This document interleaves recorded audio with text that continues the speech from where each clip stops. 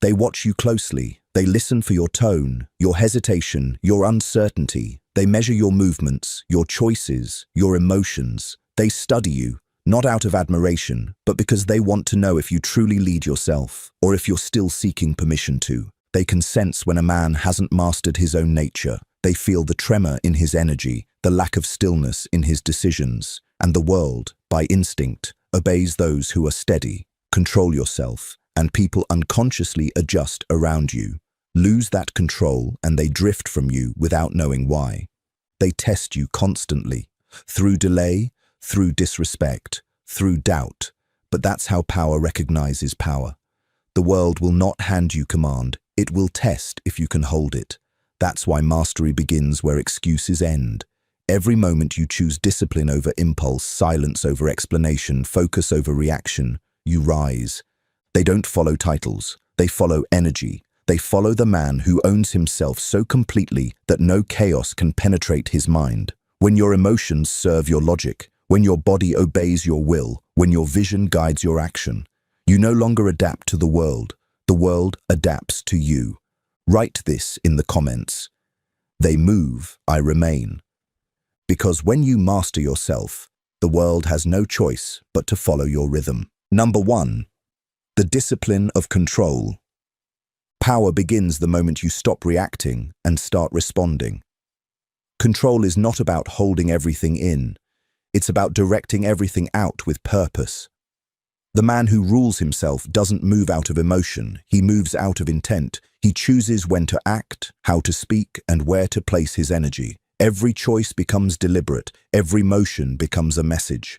Control is the bridge between chaos and command. Without it, strength turns to recklessness, and confidence turns to arrogance. With it, everything aligns. Your focus, your timing, your decisions. The disciplined man doesn't rush to prove his control.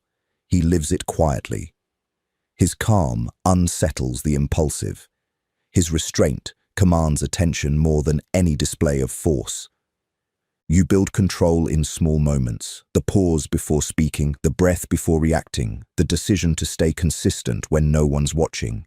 It's a daily war between who you are and who you could be. Every time you choose discipline over impulse, you gain ground. Every time you fall to emotion, you lose command. Machiavelli wrote that fortune favors those who prepare, not those who hope. Control is preparation in motion. It means being ready for pressure before it arrives, and centered when it hits. You don't adapt to chaos, you absorb it and release it as strategy. There's quiet strength in being steady while others rush. The world follows rhythm, and control allows you to set that rhythm. You don't need to dominate anyone else. You need only master your reaction. Because once you rule your own state, you influence every state around you. Write this in the comments. I lead through control. Because when you command your reactions, you command your reality. Number 2. The strength of stillness. The strongest force in any room is the one that doesn't rush to move. Stillness is not weakness. It's control at its highest form. It's the mark of someone who has mastered reaction, conquered emotion, and learned to let silence speak before words do. In a world addicted to speed, the man who stays still stands out. He becomes the anchor that everything else revolves around. Stillness doesn't mean inaction, it means intentional action. It's the power to choose your timing instead of being dragged by urgency. Every movement, every word, every decision carries weight because it's measured. The still man is deliberate. He acts when it matters and watches when it doesn't. That patience confuses those who mistake chaos for strength. They don't understand how calm can command, but calm always commands. In stillness, perception sharpens. You begin to see things others miss, tells in behavior, patterns in emotion, flaws in plans. Most people are blinded by their own noise, but stillness gives you distance. That distance turns into clarity, and clarity becomes advantage. Power doesn't need to rush. It waits, it observes, it plans. Machiavelli understood that power is a game of timing. The one who moves first rarely wins. The one who moves right always does. Stillness gives you that luxury. It teaches you when to act, when to wait, and when to say nothing at all. When everyone else is burning energy, you're conserving it, building momentum quietly until the perfect moment to strike. Stillness is the language of composure. When insults come, you don't flinch. When praise comes, you don't rise. You remain centered, unshaken, balanced. That's not arrogance, it's discipline. The man who doesn't rise or fall to emotion becomes a mystery to others. They can't control what they can't predict. And unpredictability, wrapped in calm, is one of the purest forms of authority. True stillness isn't about the absence of movement, it's about the presence of mastery. You can be still in the middle of chaos, calm in the middle of pressure, focused in the middle of distraction. It's the ability to stand unbroken while the world shakes. That kind of strength doesn't scream, it radiates. People feel it before you say a word. You must train stillness like a muscle. It begins with awareness, catching yourself when you're about to react, pausing before responding, breathing before deciding. Every pause is power reclaimed from impulse. The mind learns that not every thought deserves voice, not every feeling deserves action. With repetition, you begin to separate noise from necessity, and that separation is where wisdom grows. Stillness also creates emotional endurance. The man who doesn't need immediate resolution can outlast anyone who does. The impatient break themselves, chasing closure. The patient let time work for them. Stillness allows you to watch the game unfold without needing to play every move. You stop forcing outcomes. You start allowing them to unfold naturally, knowing your control is rooted in readiness, not reaction. The world glorifies motion, constant doing, constant chasing, constant proving. But motion without meaning is noise. Stillness gives meaning to motion. It's what turns effort into precision. The man who moves with purpose doesn't need to move often. His actions echo longer because they're grounded in intention, not desperation. You'll find that stillness intimidates. People who can't sit with themselves will project that discomfort onto you. They'll say you're distant, cold, or detached. Let them. Their restlessness is their weakness, not yours. You are not distant. You are disciplined. You are not cold. You are centered. They rush because they fear silence. You remain still because you understand its value. Stillness also breeds presence. When you move slowly, you move fully. You speak clearly. You think deeply. You act intentionally. Each moment becomes sharper, more meaningful. Stillness brings you into alignment with reality, the only place where true strength exists. You're no longer chasing control, you are control. When you master stillness, you master influence. People start reacting to you. Your pace becomes the rhythm others follow. Your calm becomes the standard others measure against. That's what real power looks like. Not noise, not volume, not aggression, but quiet command born from total self-possession. So, practice it. Be still when others rush. Breathe when others break. Think when others talk. Listen when others shout. Stillness is not passive. It's a declaration. I am in control of myself, and therefore nothing can control me. Write this in the comments. My stillness is my strength. Because when you master stillness, you no longer chase control, you become it. Number 3.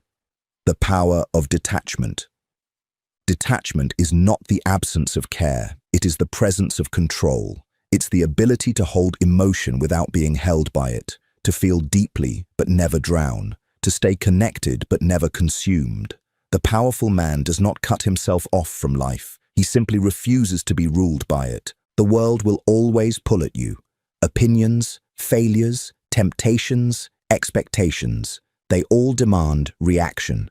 But detachment is the art of choosing where your attention lives. It's understanding that your peace is not up for negotiation. When you detach, you become selective with your energy. You stop trying to control the uncontrollable, and in doing so, you gain control over yourself. Detachment doesn't mean you don't feel. It means you don't cling. You observe emotion as it comes and let it pass when it's done teaching you. The undisciplined man attaches to everything. anger, validation, relationships, fear. He becomes enslaved by what he refuses to release. But the detached man, he flows. He can love deeply, work fiercely, and walk away peacefully. That is freedom, an inner sovereignty no external chaos can invade. Machiavelli understood this truth. Power belongs to those who can stay calm when others are lost in passion. The ruler who cannot separate emotion from judgment loses clarity. The one who can governs effortlessly. Detachment gives you that clarity. It strips away illusion. It lets you see situations as they are, not as you wish them to be. That is the mind of a strategist, grounded, observant, unclouded. To practice detachment is to practice choice. You decide what deserves your time, your thought, your energy. You no longer respond to everything that provokes you, because provocation loses its grip on a man who no longer seeks validation. You stop taking things personally because you realize most people project, not perceive. Their opinions are not about you, they're about themselves. That awareness is your shield. When you're detached, you can face failure without fear. You understand that loss doesn't define you, it refines you. Detachment gives you the courage to act without obsession over outcome. You give your best and accept what follows. That acceptance is not surrender, it's strength. It means you trust yourself enough to remain stable through any result. Detachment also transforms relationships. You stop clinging to people out of fear of being alone. You love without possession, and you connect without dependency. You no longer need someone to complete you because you've already built wholeness within. This makes you magnetic. People feel safe around the man who doesn't need them, but chooses them consciously. That is emotional gravity. When you detach from outcome, you become dangerous in the most disciplined way. You are free to act boldly because you no longer fear failure. Fear binds the impulsive. Freedom fuels the wise. The detached man plays the long game. He makes moves not from panic, but from patience. Detachment doesn't kill ambition, it perfects it. Because when emotion no longer clouds your drive, your goals become sharper, your execution cleaner. Every act of detachment expands your power. Each time you release what doesn't serve you, you create space for what does. You begin to realize that the fewer things you cling to, the stronger your focus becomes. The man who holds everything holds nothing firmly, but the man who holds only what matters becomes unbreakable. Detachment also protects your dignity. You stop chasing arguments. You stop explaining yourself. You stop trying to change minds that refuse to listen. You conserve energy for purpose, not persuasion. That calm frustrates those who feed on attention. When they push, you don't push back. You stay still. And stillness, paired with detachment, becomes dominance. There will be times when the world mistakes your peace for indifference. Let it. Detachment often looks cold to those addicted to chaos, but your calm is not neglect, it's mastery. You no longer lose sleep over what you cannot command. You no longer give emotion to what doesn't deserve it.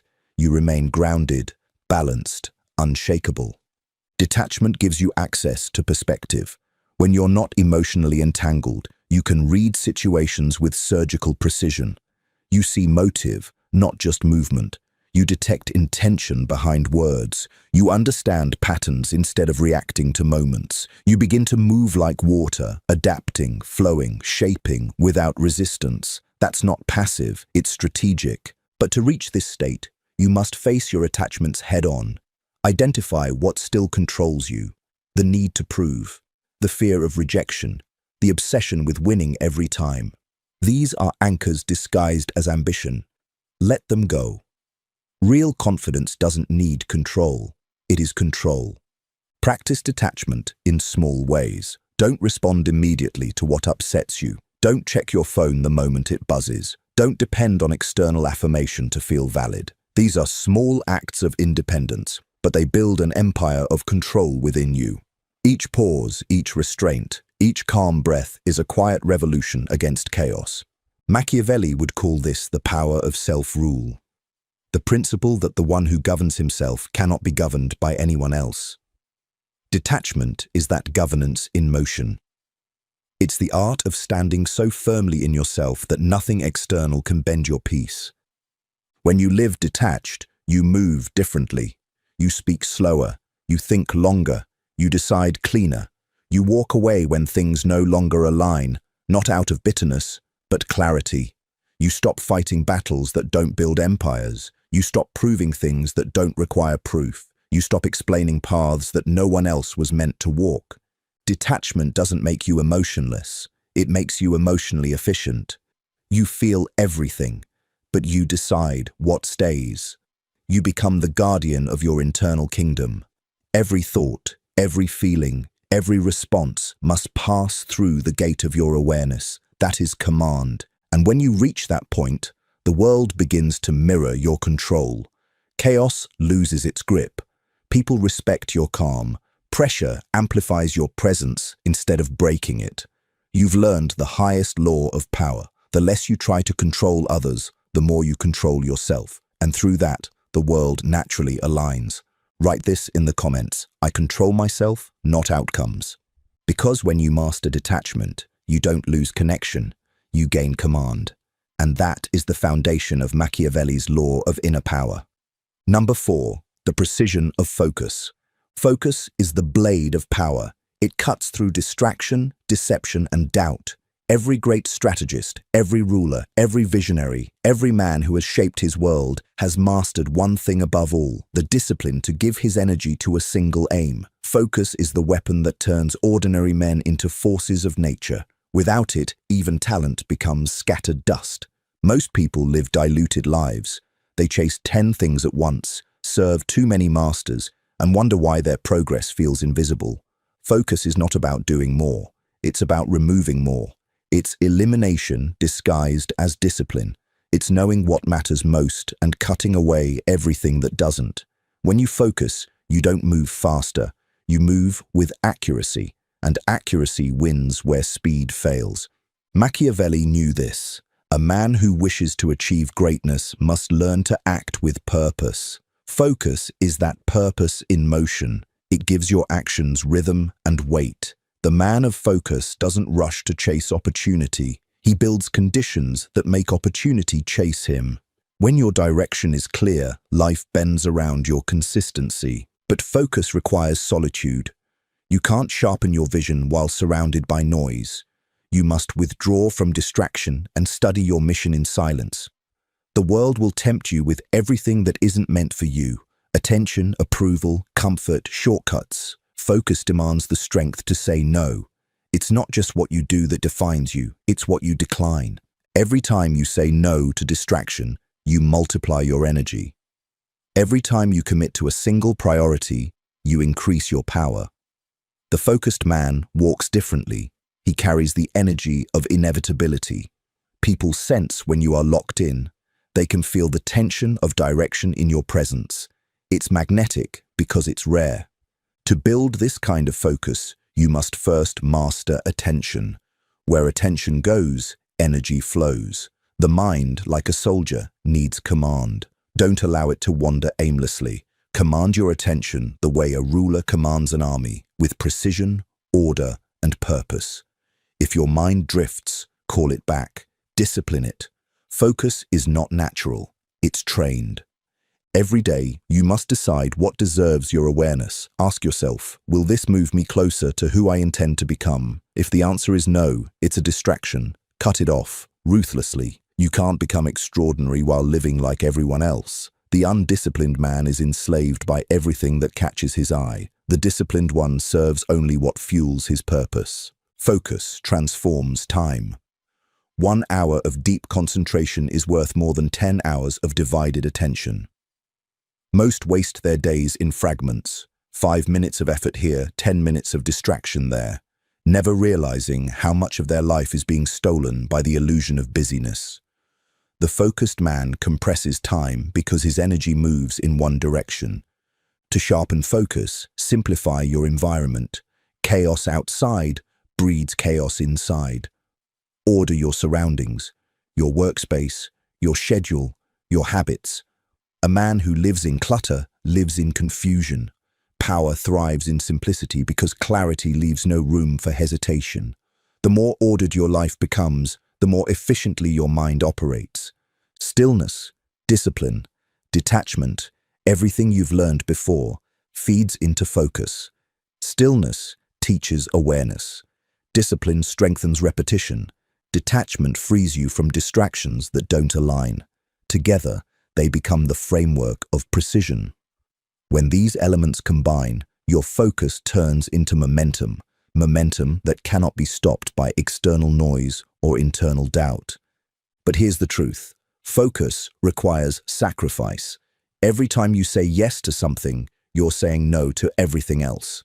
To master focus, you must be willing to disappoint others in order to remain loyal to your mission. Not everyone will understand. Some will call you distant, some will call you obsessed. Let them. Obsession, when guided by purpose, is the root of mastery. Focus turns chaos into structure. It transforms overwhelm into order. When you move with clear intention, everything starts aligning. The people you meet, the opportunities you attract, the results you create. The world responds to certainty, not confusion. Your consistency becomes your signal to the universe. This is where I'm going. Nothing else matters. Focus also demands emotional restraint. You can't stay locked in if every emotion dictates your direction. Learn to separate feeling from execution. The mind must lead and emotion must serve. Focused men don't act from mood. They act from mission. Mood is momentary. Mission is eternal. You will lose focus many times. You will fall to distraction, get pulled into noise, and slip into old habits. That's part of the process. Focus isn't perfection, it's correction. It's not about never drifting, it's about returning faster every time you do. Each time you refocus, you strengthen the mental muscle that keeps you aligned with your purpose. Machiavelli believed that control begins with awareness. Focus is that awareness sharpened into strategy. It's seeing clearly what deserves your attention and guarding it as if your life depends on it. Because in truth, it does. A man who cannot control his focus cannot control his destiny. The focused man is rare because he's not addicted to noise. He's comfortable in monotony, patient with repetition, and devoted to excellence in silence. While others seek novelty, he seeks mastery. He understands that real power is built slowly, deliberately, through sustained attention over time. His success looks effortless because his discipline has become instinct. There's serenity in that level of focus. You no longer chase outcomes, you align with them. You no longer react to chaos, you orchestrate it. You become the constant in a world of variables. Focus isn't about intensity, it's about direction. A river doesn't force itself to flow, it simply follows its course, carving through stone by persistence alone. To maintain focus, reconnect daily with your why. Purpose fuels endurance. When you forget your mission, distractions regain power. When your vision weakens, the world pulls you back into mediocrity. Write your goals, read them, breathe them, let them anchor your mornings and frame your nights. Every day you realign is a day reclaimed from chaos. And remember, focus multiplies all other virtues. Discipline without focus is wasted effort. Confidence without focus is arrogance. Ambition without focus is chaos. But when focus fuses with clarity, everything you touch sharpens. You become precise. And precision is what separates leaders from wanderers. The man who masters focus becomes untouchable. He moves without hesitation. He speaks with intention. He acts with quiet certainty. Nothing random, nothing reactive, only deliberate progress toward an outcome he has already seen in his mind. That's what Machiavelli meant by inner command. To rule your energy so completely that your actions seem effortless and inevitable. Focus is your compass in the fog. It is your shield against distraction, your weapon against doubt, your armor against mediocrity. Protect it, guard it, nurture it, because once your focus is unbreakable, you don't need to control the world. The world begins to align itself around your direction. Write this in the comments. My focus is my weapon. Because when your attention sharpens, your power multiplies. And once you've mastered focus, you've mastered the essence of inner command, the mind of strategy, the heart of purpose, and the calm of total control. Number 5. The foundation of emotional fortitude. Emotional fortitude is the invisible armor of the powerful. It's what allows you to move through chaos without collapsing under its weight. It's the difference between reacting like everyone else and responding like someone who already knows how the story ends. The world tests emotion before it tests strength. Every challenge, every insult, every delay. These aren't attacks, they're audits. The question isn't, can you win? It's, can you stay centered while you wait? Fortitude begins where comfort ends. It's built through resistance, through endurance, through quiet repetition of discipline when no one is applauding you for it. You don't build it in perfect days. You build it in the storms when everything in you wants to break character. The man who keeps his composure when he could have lost it earns something the world can't take: self-trust. Emotional fortitude doesn't mean you feel nothing. It means you feel everything and still move with intention. You can face anger without losing clarity, face fear without shrinking, face pain without surrendering. Your emotions become signals, not shackles. You study them like a strategist studies terrain, identifying which ones give you leverage and which ones lead you into traps. Machiavelli knew that strength without patience is fragility in disguise. A ruler must endure pressure, betrayal, uncertainty, and never reveal panic. The same law applies to you. When others lose balance, your calm becomes command. The world subconsciously follows the one who stands still when others tremble. Emotional fortitude is learned through restraint. When provoked, you pause. When challenged, you think.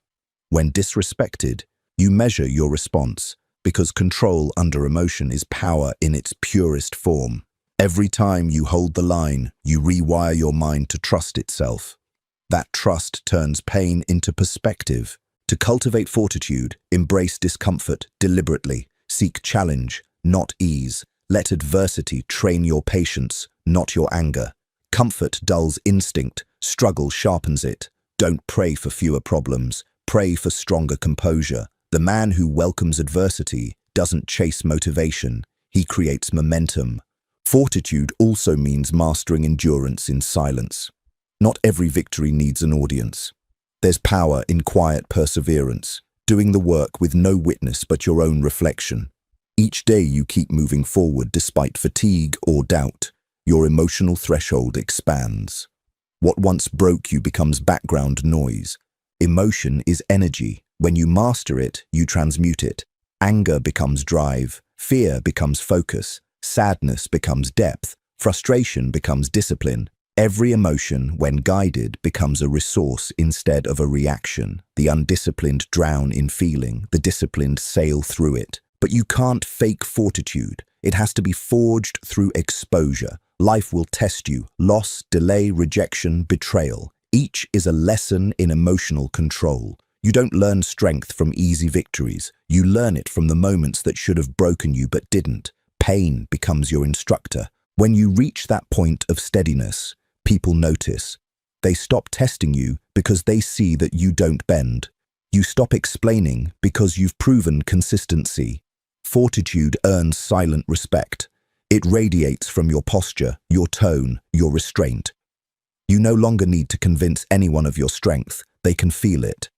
This doesn't mean you stop feeling human. You'll still hurt, still question, still fall, but you'll recover faster. Each time you rebuild, you grow harder to shake. That resilience is how you build internal sovereignty, the state where no emotion owns you and no setback defines you. Emotional fortitude also means humility. You accept that you don't control outcomes, only effort. You accept that not every plan will unfold your way. Yet you show up anyway, not because the result is certain, but because your identity demands it. Discipline gives direction, but fortitude gives staying power. This balance of control and surrender creates emotional equilibrium. You don't chase highs or fear lows. You remain level. This equilibrium gives you vision, clarity in the fog of emotion. It allows you to act logically in moments that make others irrational. That calm turns chaos into calculation. Machiavelli would call this the art of appearing inevitable. When you master emotional fortitude, you stop showing strain. You move like a man who has already conquered himself. Even in failure, you radiate poise. People begin to trust your direction because they trust your steadiness. You become dangerous not because you fight, but because you don't need to. You no longer compete for control. You are control. Emotional fortitude turns you from a reactor into a ruler. When you own your emotions, you own your environment. To strengthen it daily, build rituals that center you. Reflect each morning before the world intrudes. Breathe before you respond. Move your body to anchor your mind. Keep your word to yourself, especially when no one else will know. These simple acts are bricks in the fortress of emotional strength. And when storms come, and they will, you won't flinch. You'll walk through them with clarity because you've faced worse within yourself. You'll remember that pain ends, fear fades, and anger burns out, but composure remains. Write this in the comments: "My calm outlasts the storm." Say it as a truth, not a wish. Because when you master emotional fortitude, you stop surviving the world and start commanding it from within. Number 6. The architecture of self-command. Self-command is not built in moments of control. It's built in moments of temptation. The true measure of power is not how much you can influence others, but how deeply you can govern yourself when the storm hits. This is the architecture of inner dominance, the structure that keeps your world from collapsing when everything around you shakes. Self-command begins with ownership. You own your reactions, your words, your focus, your time. You stop blaming circumstance, people, or luck. You realize that leadership, power, and respect all have one origin: responsibility. The moment you accept that everything in your life is a reflection of your decisions, you step into true command. You stop waiting for the world to move, because you understand that the lever is inside you. A man without self-command is like a kingdom without walls. Anything can enter and ruin it. Every impulse, every distraction, every emotional gust becomes an invasion. But the man who builds his fortress within can stand against any storm. This isn't arrogance, it's architecture. You design your habits like walls, your discipline like gates, your focus like soldiers. Every principle becomes a pillar that holds your empire upright. Machiavelli wrote that a prince who cannot govern himself cannot govern his people. In the modern world, this means if you can't control your attention, your emotions, and your discipline, you will always be ruled by something outside of you: fear, validation, or distraction. But when you command yourself, you rise above influence. You become independent of external chaos. Self-command is the opposite of indulgence. It's not denial, it's direction. You don't suppress desire, you channel it. You don't destroy emotion, you master it. You don't silence ambition, you discipline it. Every instinct, every urge, every craving becomes energy waiting to be shaped into something meaningful. Command is not about killing your fire, it's about teaching it where to burn. This form of mastery requires consistency. You cannot command yourself on Monday and collapse on Friday. Self-command is not a mood, it's a standard. It's a way of living that never ends. It's showing up to your mission even when you don't feel powerful. It's the quiet repetition of order when your emotions beg for chaos. The more you practice it, the stronger your control becomes until discipline feels like instinct. To build this architecture, start with your rituals. Your habits are the blueprints of your empire. The way you start your morning dictates the tone of your day. The way you end your night shapes the quality of your rest. The way you manage your energy determines how long you can lead before fatigue takes over. Command is built through rhythm. It's not about perfection, it's about precision. Every area of your life must obey one principle: intentionality. Nothing should be random. Not your words, not your reactions, not your schedule. Chaos begins where intention ends. Order begins where awareness starts. The man who knows why he does what he does cannot be swayed easily. The man who drifts through life reacting to circumstance becomes a puppet. Self-command also means internal honesty. You must face your weaknesses with the same discipline you use to display your strengths. Command is not pretending you're invincible. It's knowing exactly where you are vulnerable and reinforcing those places daily. You train your mind like a soldier trains his body. Repetition, stress, reflection, growth. You don't fear flaws. You fortify them. When you master yourself, your standards rise naturally. You stop tolerating inconsistency, from yourself first and from others second. You realize that the same discipline you apply to your own actions reshapes your relationships, your work, your reputation. People begin to recognize your steadiness.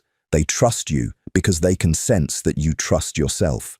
That's silent power. It doesn't shout. It radiates. There's a misconception that self-command is rigidity. It isn't. It's flexibility with direction. You adapt without losing form. You bend without breaking. You shift with change, but never compromise your principles. That's the balance between masculine stoicism and Machiavellian intelligence, the ability to be both firm and fluid, strategic yet composed. You must also learn to recover within command. Even the strongest architecture needs repair. There will be days when you slip, when emotion wins, when focus fades. Don't punish yourself, rebuild yourself. Reflection is part of control. Study the fall, identify the weakness, reinforce the structure. True command isn't about never falling. It's about never falling the same way twice. In the practice of command, patience becomes a weapon. Impatience is the destroyer of empires, both external and internal. A man who cannot wait collapses under pressure.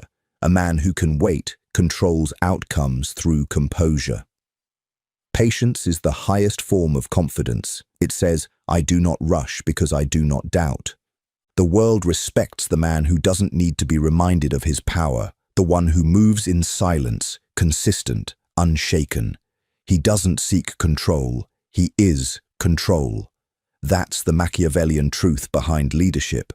The greatest authority comes from those who no longer need to prove it. Self-command removes the need for validation because your validation comes from precision, progress, and peace. And here's the paradox. Once you master yourself, you begin to master others effortlessly, not through manipulation, but through gravity. People are drawn to those who are centered. They feel safe around the one who is composed under fire. That's why self-command is magnetic. It communicates strength without words. It tells the world, I am my own compass. Every morning is a test of command. Will you move with intention or drift into reaction? Every conversation, every decision, every setback is a mirror showing you whether your empire stands or shakes. Your task is to reinforce it daily, not through force, but through discipline. Command your time and you command productivity. Command your emotions and you command relationships. Command your focus and you command opportunity.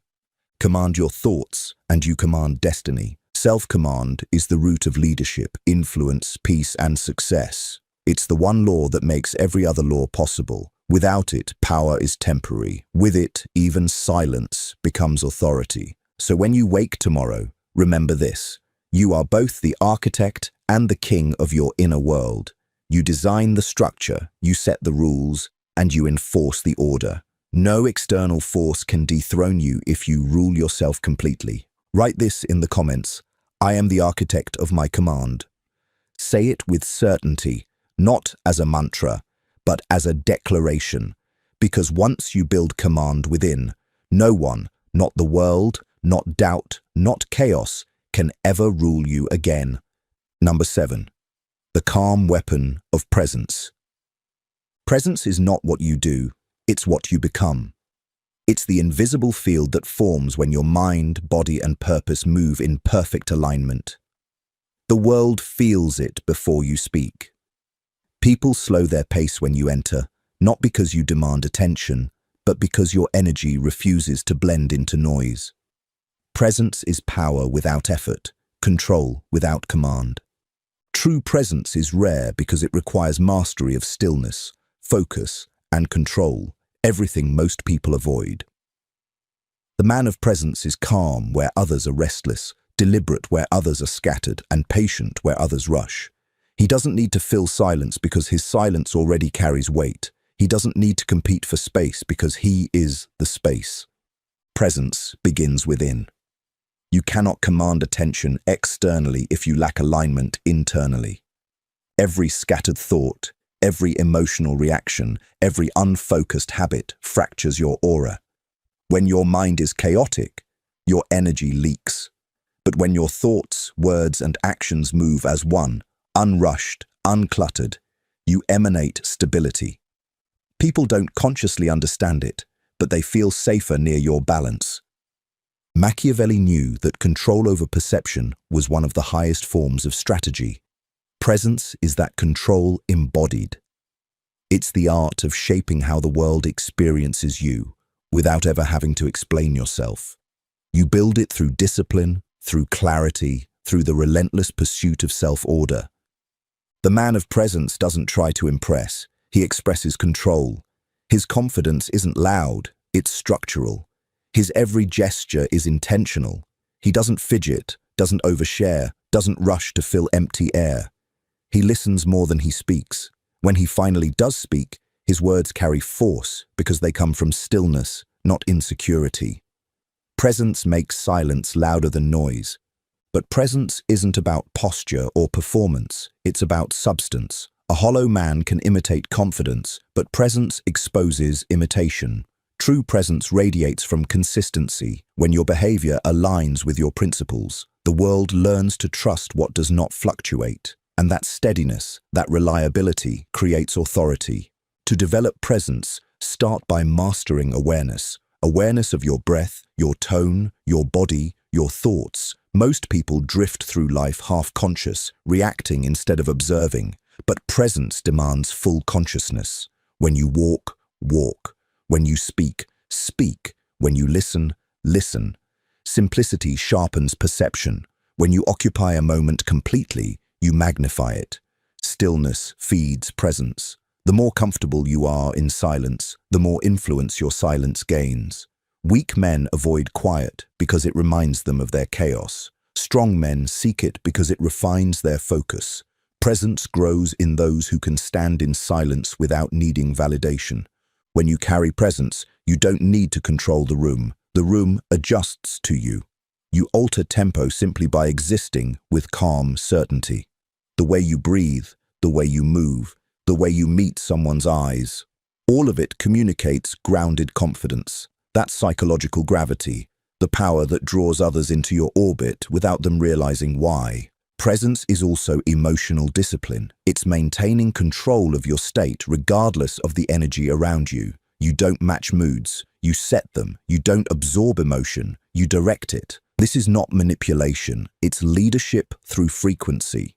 Every environment has an emotional temperature, and presence is the thermostat. You bring peace where there's tension, focus where there's noise, command where there's confusion. The foundation of presence is calm. Calmness isn't passivity, it's precision. It's the ability to move slowly while thinking quickly, to make choices from clarity rather than compulsion. Calmness gives you time, and time gives you leverage. Most people rush because they fear falling behind. The calm man doesn't rush because he knows he controls the pace. Presence also requires physical awareness. The way you carry your body speaks before you open your mouth.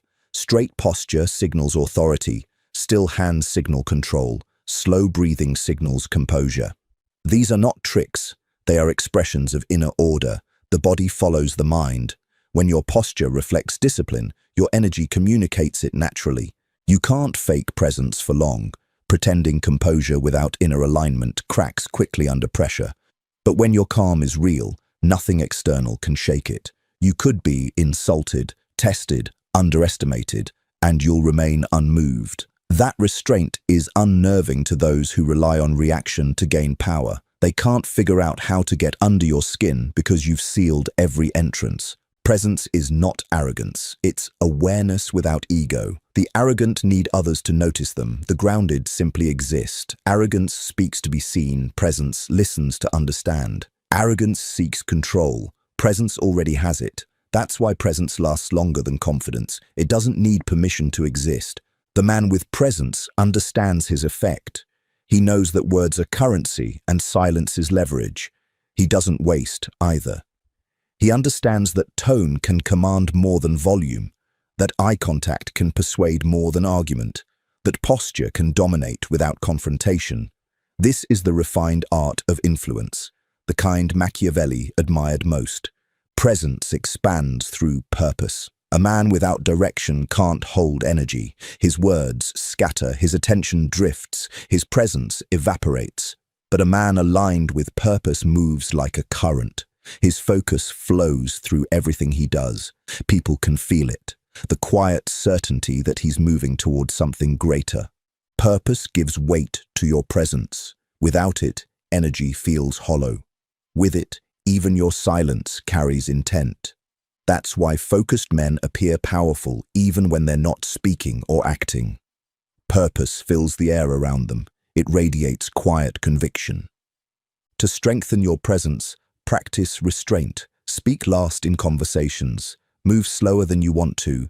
Pause before responding. The world moves fast, but authority moves measured. You'll notice something. When you slow your tempo, others subconsciously slow to match you. That's command through rhythm. You must also learn to detach from the need to be understood. Presence loses power when it begs for recognition. The man of presence doesn't explain his silence. He lets the world interpret it. Mystery builds influence because it invites curiosity. Stillness builds respect because it implies control. Machiavelli would have called this the law of silent persuasion. To hold presence is to make others want your attention without ever asking for theirs. It's to make them adjust their tone, their behavior, their energy, just to remain in your frequency. Presence can't be built overnight. It's earned through discipline, consistency in how you live, how you react, and how you recover. Every calm decision, every moment of awareness, every act of restraint deposits strength into your presence. Over time, it becomes your signature, your unseen armor in every room. And the paradox: the more present you become, the less effort you need to exert. Presence makes things come to you. Opportunities, respect, loyalty, they find you because your energy communicates capability before your words do. You stop chasing outcomes and start magnetizing them. When you master presence, leadership becomes natural. You don't inspire by speech, you inspire by stability. People don't follow your promises, they follow your poise. The man who can hold calm in chaos earns trust instinctively. His presence becomes a sanctuary for others and a fortress for himself. This is the calm weapon of power. It doesn't roar, it doesn't demand, it doesn't prove. It simply is. It's the embodiment of Machiavellian wisdom through stoic composure, intelligence without arrogance, confidence without noise, strength without force. Write this in the comments. My calm changes the room. Because when you master presence, you stop chasing control. You become control. And in that silence, the world begins to obey. Number 8. The art of strategic silence. Silence is not emptiness. It is the most refined expression of control. It is what separates those who speak to fill space from those who speak to shift reality. The Machiavellian mind understands that silence is not the absence of voice, it's the presence of power. When used correctly, it can disarm, intimidate, and influence without confrontation. Strategic silence is intentional restraint. It's knowing that every word you release either strengthens your position or weakens it. Most people talk to relieve pressure. Powerful people stay silent to build it. When you withhold speech, you force others to interpret, project, and reveal themselves. Their discomfort exposes truths that words would have concealed. You can say more with what you don't express than most can with an entire speech. Silence turns assumptions into weapons. It forces others to fill the gap with their imagination, and imagination magnifies your presence far beyond explanation. Machiavelli wrote that fear and respect grow in mystery. Silence creates that mystery. But this silence isn't passive, it's strategic. You use it to study the field. You listen not to respond, but to calculate. You let others expose their desires, weaknesses, and motives while you remain composed. In every negotiation, conversation, or confrontation, the one who can hold silence longer controls the rhythm. The impatient speak first, the disciplined decide when to end it. Silence also protects your image. The more you explain, the less you command.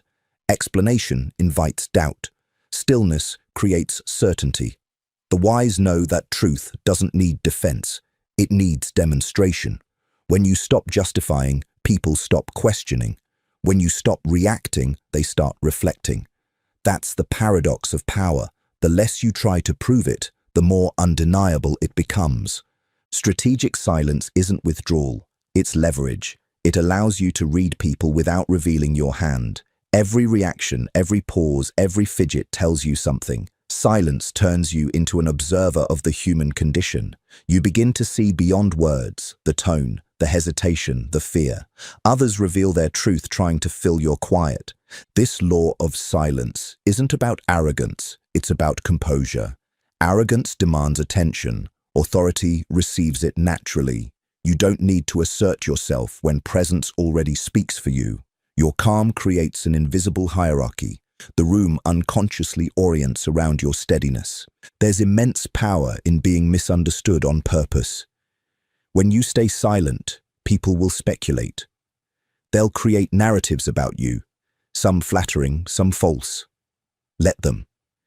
Every story they tell says more about them than it does about you. Their need to define you becomes your control. The disciplined man uses silence as a mirror that reflects others' projections back to them. Strategic silence sharpens timing. When you don't rush to respond, you give yourself time to think, to analyze, to decide. You stop being reactive and start being surgical. The pause becomes your weapon. In the gap between stimulus and response lies domination. But silence also requires strength of ego. The insecure need to be heard to feel important. The powerful understand that their value isn't dependent on attention. They don't chase conversation. They create anticipation. When you finally speak after silence, your words land heavier. People listen differently because silence has conditioned them to expect significance. Machiavelli understood this principle when he wrote that perception is power. Silence shapes perception more effectively than speech. People cannot resist filling the unknown, and in that unknown, you become larger than life. A quiet man with purpose becomes legend in a world addicted to noise.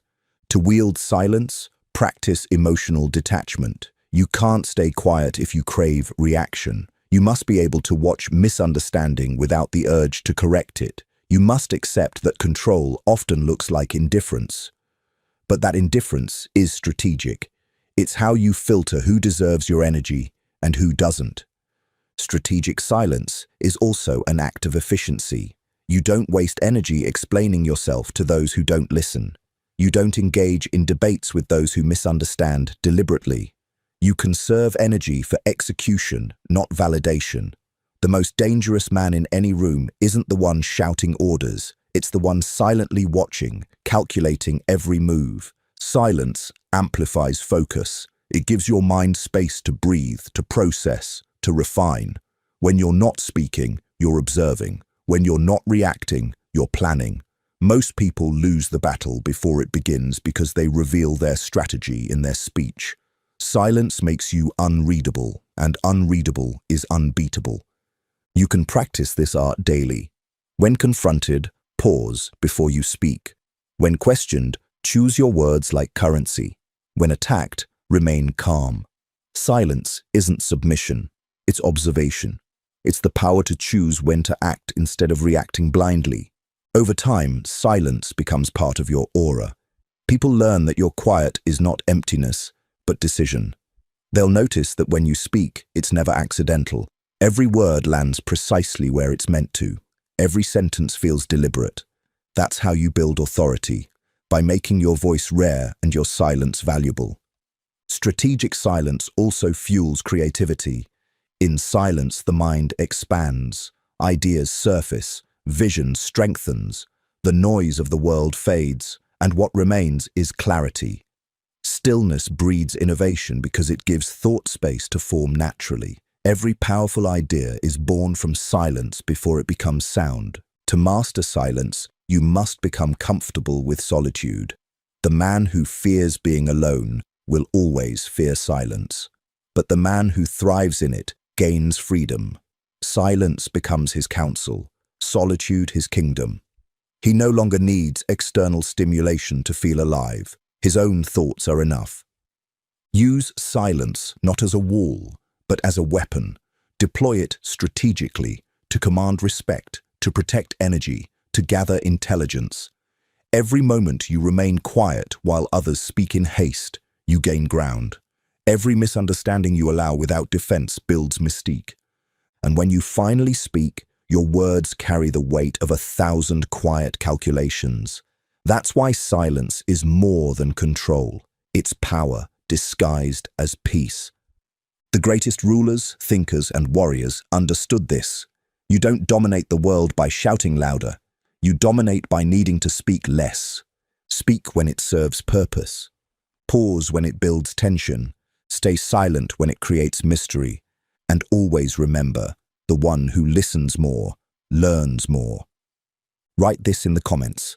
My silence speaks louder than noise. Because once you master silence, you don't need to prove your power. The world proves it for you. Number 9. The law of inner command. When you master yourself, the world bends. Not from fear, but from recognition. Inner command is the final form of power. It's the harmony of discipline, silence, focus, and emotional fortitude fused into one presence. You no longer chase influence, you are influence. You no longer demand respect. It happens naturally as consequence, not pursuit. This is what Machiavelli meant by true authority. Not control through fear or force, but through certainty. The man who governs his mind governs his reality. His silence leads, his stillness commands, his consistency conquers. The ultimate command is not over others, it's over self. Because once you rule yourself completely, every obstacle becomes manageable, every challenge predictable, every reaction intentional. You become the calm inside every storm. Now write this in the comments. I command myself first. Because that is where all power begins and where it ends. And if this message speaks to your inner strength, remember to like, subscribe, and turn on notifications. Welcome to Sig Rhythm, where power begins within.